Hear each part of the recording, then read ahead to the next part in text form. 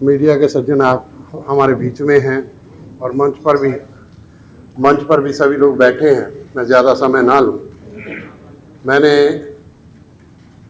गुरुद्वारा गुरु सिंह सभा गुड़गांव में हमारे अध्यक्ष शेरदिल सिंह ने बाकायदा तौर पर नमाज के लिए ये इजाज़त दी कि अगर कहीं और नमाज अदा नहीं हो पा रही तो गुरुद्वारे का परिसर आपके लिए खुला है, आप यहाँ आए और नमाज अदा करें। ये बात हमने 2018 में भी, अल्ताफ़ जी बैठे हैं, उनके सामने भी ये इशू उठा था, तो उस समय भी हमने उसी गुरुद्वारा सिंह सभा जो गुड़गांव में है, सब्जी मंडी के सामने है, वहाँ ये इजाज़त दी थी और बाकायदा तौर पर सभी लोग आए थे। बल्कि उस दिन तो पॉलिटिकल लीडर्स भी बहुत थे और सब ने इसका स्वागत किया था।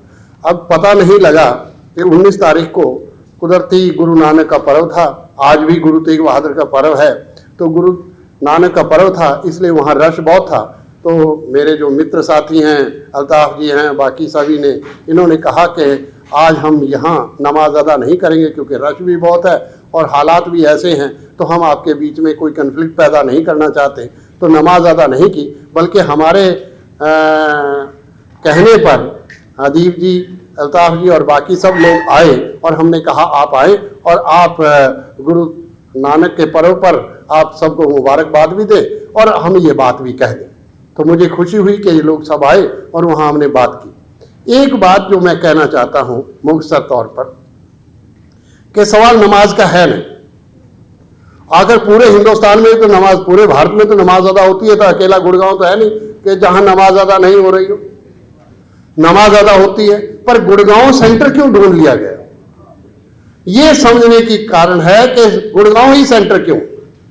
गुड़गांव के साथ मेवात है। मेवात से मेरा ख्याल है 6 एमएलए, 4 एमएलए आते हैं, तीन एमएलए आते हैं मेवात से, तो 3 एमएलए भी आते हैं।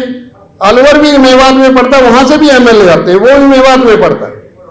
तो मुझे ये समझ नहीं आ रही, क्योंकि ये जो एलिमिनेशन का जो दिमाग में बैठा है, ये जो एलिमिनेट करने का, मुझे पता है 1984 में जब सिखों को एलिमिनेट कर दिया गया था और पूरे 30 साल के हालात से सिख गुजरा है, और उसी हालात में आज मुस्लिम उसी एलिमिनेशन की तरफ गुजर रहा है। मेरा सवाल केवल ये है कि जब मुगलों का नाम लेकर ये कहते हैं, तो मैंने एक सवाल पूछा, अपने हिंदू भाइयों से सवाल पूछा, और उस दिन गुरुद्वारे में भी बहुत सारे हिंदुओं ने ये बात उठाई। तो मैंने उनसे एक पूछा कि मुगलों के सरपरस्ती में सेनापति हिंदू था, रेवेन्यू मिनिस्टर सारे हिंदू थे, ऐसा कौन सा डिपार्टमेंट था जो हाईएस्ट पोजीशन पर हो और वो हिंदुओं के पास ना हो? तो मुझे कोई भी ऐसा डिपार्टमेंट बताए, मुस्लिम तो नहीं वहां बैठा था।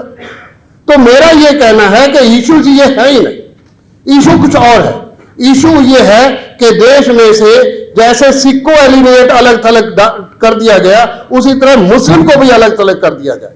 ये चिंता का विषय है, और ये बात है जो मैं समझता हूं कि अदीब जी ने आज आपके सामने ये बात को नमाज के तौर पर उठाई है। नमाज सवाल नहीं है, नमाज तो 2018 से पहले भी होती थी। मैं गुड़गांव से बहुत समय पहले से रहता हूं। ऐसा नहीं है कि नमाज अकेला गुड़गांव में, बाकी सभी जगह होती थी। तो सवाल ये है कि हमें ये केवल ये सोचना है कि आज ऐसे हालात पैदा क्यों हुए, और खास तौर पर 2014 के बाद ये हालात पैदा क्यों होने लगे। 2014 के पहले भी तो हो सकते थे, जो 2014 के पहले भी तो नमाज अदा होती थी। तो 2014 के बाद ये नमाज अदा है, और ये भी खास तौर पर जब ये हालात बनते आए कि हमने किसी ऐसे सिस्टम को एस्टैब्लिश करना है जो कॉन्स्टिट्यूशन को ही ना माने। मैंने कईयों से पूछा, और उस दिन कुछ लोग आए जो 6 रूम में थे, उनका मेरे पास वीडियो भी आया, उन्होंने गुरुद्वारे में आकर अपना भाषण भी दिया, मेरे खिलाफ ही दिया। उन्होंने कहा सरदार जी गलत बोलते हैं, वो औरंगजेब ने तो बहुत सिखों के साथ बहुत ज्यादतियां की। मैंने कहा मुगलों के साथ सिखों के खट्टे और मीठे संबंध रहे। अगर बाबर के साथ गुरु नानक के अपने संबंध रहे, बाबर के साथ मर्दाना नहीं था, मर्दाना सारी जिंदगी बाबर गुरु नानक के साथ रहा। ये पीर बुद्धू शाह ने अपने 500 अपने साथियों को गुरु गोविंद सिंह जी के फौज में शहीद करवा दिया, उन्हें अपने दोनों बच्चे शहीद करवा दिए। तो ये बात ही कहनी गलत थी कि सिखों के साथ ज्यादती हुई। आज गुरु तेग बहादुर साहब की शहादत है। गुरु तेग बहादुर साहब को कोई औरंगजेब ने नहीं बुलाया था कि यहाँ आओ और आप शहीद हो जाओ, ऐसा कुछ नहीं था। बल्कि गुरु तेग बहादुर साहब आज जो आर्टिकल 19 और 21 की बात करते हैं, फ्रीडम ऑफ एक्सप्रेशन की बात करते हैं, उन्होंने औरंगजेब के सामने यह कहा कि फ्रीडम ऑफ एक्सप्रेशन होनी चाहिए।